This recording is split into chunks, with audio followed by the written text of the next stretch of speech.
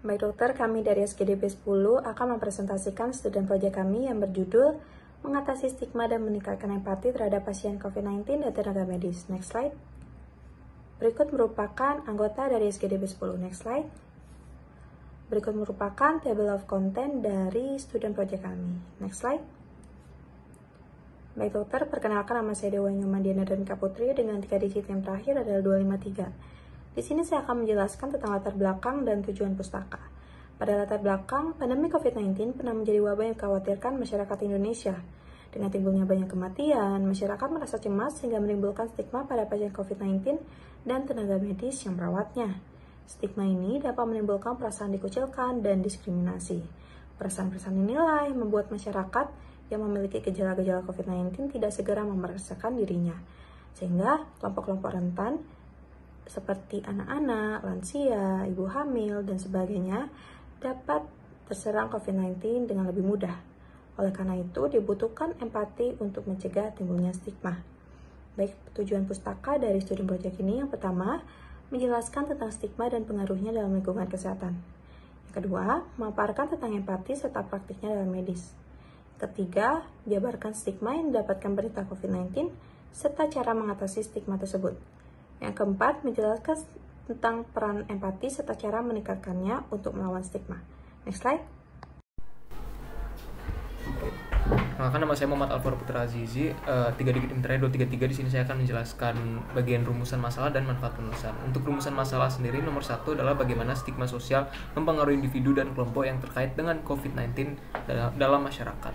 Kedua, apa saja dampak negatif stigma terhadap pasien, penyintas, dan tenaga medis COVID-19.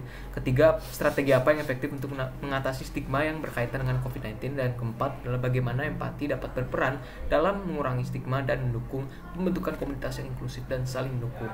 Untuk manfaat penulisan, pertama adalah memberikan pemahaman yang lebih mendalam tentang stigma dan dampaknya dalam lingkungan kesehatan. Dua, menyajikan strategi dan pendekatan untuk meningkatkan empati dalam praktik medis. Ketiga, identifikasi cara-cara untuk mengatasi stigma yang dihadapi oleh penderita COVID-19 dan tenaga medis. Dan keempat adalah menyediakan informasi yang dapat mendukung pembuatan kebijakan kesehatan masyarakat yang lebih inklusif dan bebas dari stigma. Selanjutnya ada definisi stigma. Menurut Kemenkes tahun 2012, stigma adalah tindakan memberikan label sosial yang bertujuan untuk mencemari nama seseorang atau kelompok dengan pandangan negatif. Ada beberapa faktor yang membuat stigma ini bisa muncul. Di antaranya ketika masyarakat melihat sesuatu yang tidak sewajarnya atau dianggap menyimpang tanpa mengetahui ilmu yang mendasar. Jadi, kurangnya pengetahuan atau rendahnya tingkat pendidikan merupakan faktor utama terciptanya stigma.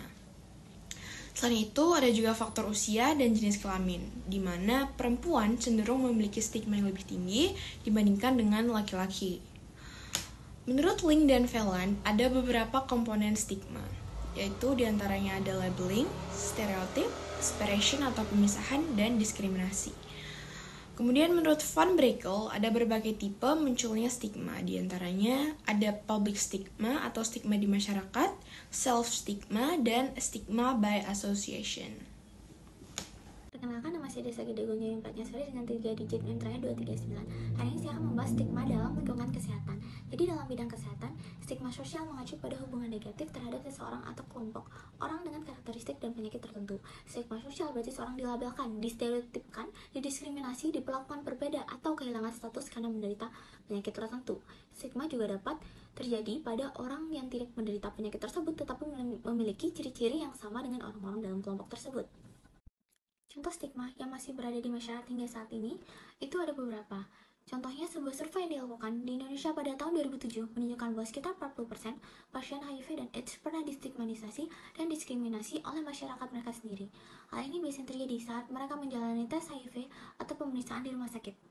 Penelitian yang dilakukan oleh Matthew pada 2007 menunjukkan bahwa pasien TB atau tuberkulosis di India sering ditolak dan diisolasi dari masyarakat. Dan saat pandemi COVID-19, ada seorang yang meminta bantuan kepada pemerintah Provinsi DKI Jakarta karena distigma dan diusir oleh orang lain karena diduga memiliki virus COVID-19. Orang-orang yang menangani pasien COVID-19 juga terkena stigma karena masyarakat takut tertular oleh mereka. Tentunya stigma tersebut akan memberikan dampak yang signifikan terhadap masyarakat dan juga penderita. Pertama, mereka akan mulai menyembunyikan penyakitnya untuk menghindari diskriminasi. Kedua, mencegah orang untuk mendapatkan perawatan medis karena mereka akan takut didiskriminasi oleh masyarakat.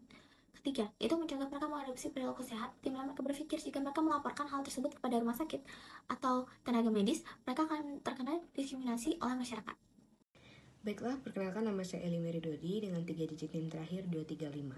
Saat ini saya akan menjelaskan tentang pengertian dari empati dan juga jenis-jenisnya. Empati merupakan suatu kemampuan yang dimiliki oleh seorang manusia untuk memahami orang lain dari sudut pandang, pikiran, serta perasaan orang tersebut. Adapun jenis-jenisnya yang disebutkan ada 3, yaitu empati kognitif, empati emosional, dan juga empati kompasional. Empati kognitif adalah suatu kemampuan di mana dia dapat memahami orang lain secara rasional tanpa perlu untuk merasakan dan mengalami hal yang sama. Sementara untuk empati emosional adalah bagaimana seseorang tersebut merasakan dan turut berbagi emosi yang sama dengan orang lain. Sementara empati kompasional adalah empati yang lebih kompleks lagi, di mana empati ini disertai dengan dorongan untuk melakukan aksi nyata seperti membantu dan meringankan beban orang lain. Perkenalkan, saya Rate Kartika dengan 3 digit NIM terakhir 241. Di sini saya akan membahas empati dalam praktik medis. Beberapa pengamat telah mengemukakan pandangan bahwa praktik medis semakin kehilangan sifat kemanusiaannya, yang semakin didominasi oleh teknologi yang tidak personal dan tekanan ekonomi. Salah satu solusi yang sering kali diajukan adalah untuk memupuk rasa empati pada para dokter dan tenaga medis lainnya.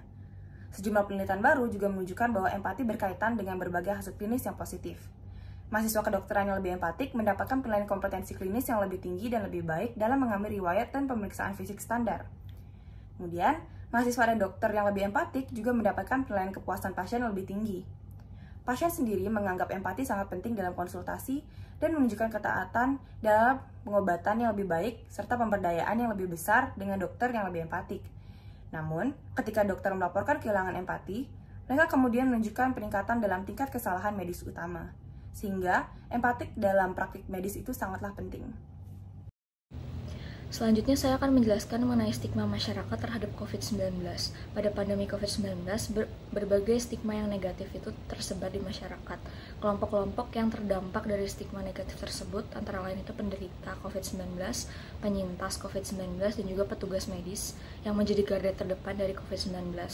Kemudian kelompok di atas ini dianggap sebagai kelompok yang mampu untuk menularkan penyakit sehingga masyarakat itu enggan untuk berinteraksi dengan mereka dan juga masyarakat itu mengucilkan bahkan sampai mengisolasi dan juga menjauhi mereka. Sehingga hal ini akan berdampak kepada ketidakjujuran dari beberapa pasien sehingga menyulitkan tenaga medis untuk mendeteksi penyakit COVID ini. Kemudian dia juga akan merusak kesehatan mental kelompok yang terdampak. Jadi kesehatan mental dari petugas medis yang sudah bekerja seharian dan lelah itu ditambah lagi dengan dijauhi oleh masyarakat.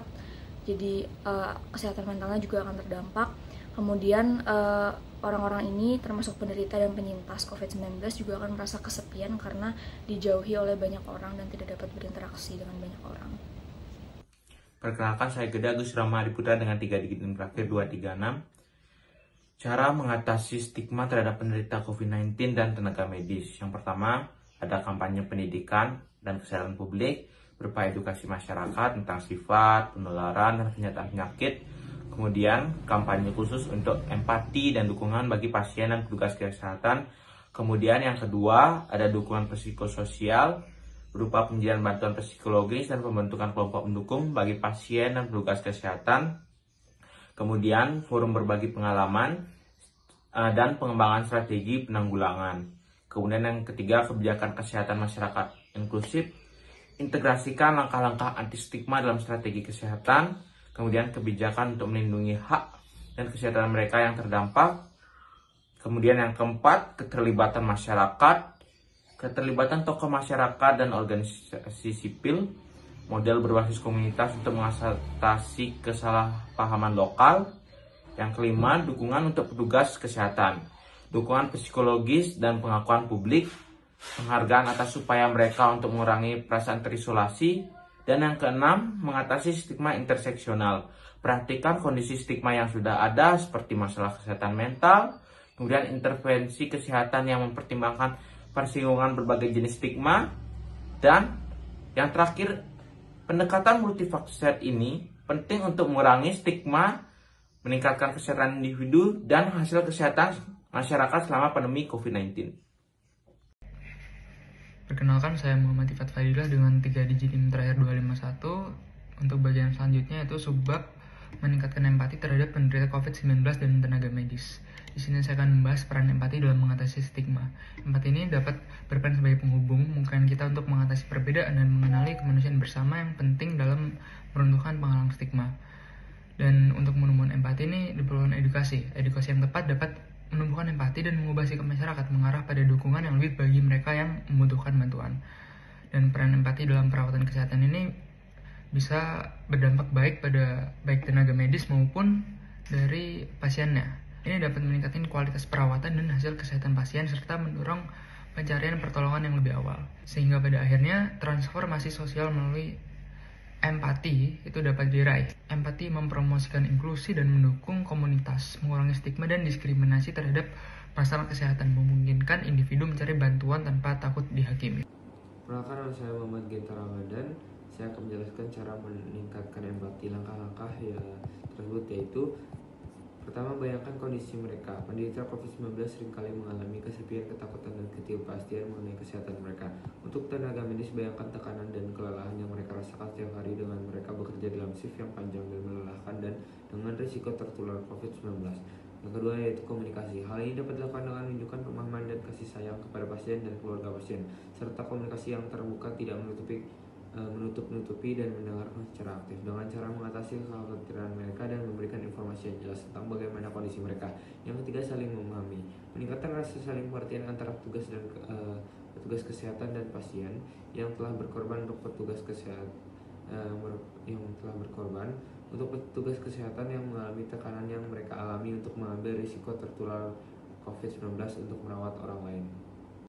Perkenalkan, nama saya Clifton Marvin Siburian dengan 3 digit NIM terakhir 243. Untuk kesimpulannya, stigma adalah pandangan negatif terhadap individu atau kelompok yang dianggap berbeda dari norma masyarakat disebabkan oleh kurangnya pengetahuan, perbedaan usia, dan jenis kelamin. Komponen stigma meliputi labeling, stereotype, separation, dan diskriminasi dengan tipe-tipe seperti public stigma, self-stigma, dan stigma by association. Dalam kesehatan, stigma sosial berkaitan dengan penyakit tertentu, termasuk COVID-19, yang menyebabkan isolasi sosial, penolakan layanan kesehatan, dan masalah kesehatan mental. Stigma terkait COVID-19 muncul karena ketakutan dan kurangnya pengetahuan, berdampak pada diskriminasi terhadap pasien, penyintas, dan tenaga medis. Mengatasi stigma ini memerlukan strategi edukasi, dukungan psikososial, kebijakan inklusif, dan peningkatan empati terhadap penderita dan tenaga medis. Empati dapat mengurangi stigma, meningkatkan pemahaman, dan menciptakan komunitas yang inklusif. Perkenalkan, nama saya Putu Merasyana Putri dengan 3 digit NIM terakhir 231. Saran: untuk tinjauan masa depan dalam mengatasi stigma dan meningkatkan empati terkait COVID-19 atau pandemi yang kemungkinan terjadi, perlu difokuskan dalam pemahaman serta pengetahuan terkait stigma tersebut. Edukasi yang baik dan merata terhadap suatu penyakit tertentu merupakan senjata yang ampuh dalam mengatasi stigma yang ada. Selain itu, pentingnya memupuk rasa empati pada setiap individu, terutama tenaga kesehatan bagi penderita COVID-19 atau pandemi lain yang mungkin terjadi, adalah satu kunci utama untuk menuju dunia yang lebih inklusif dan bebas stigma.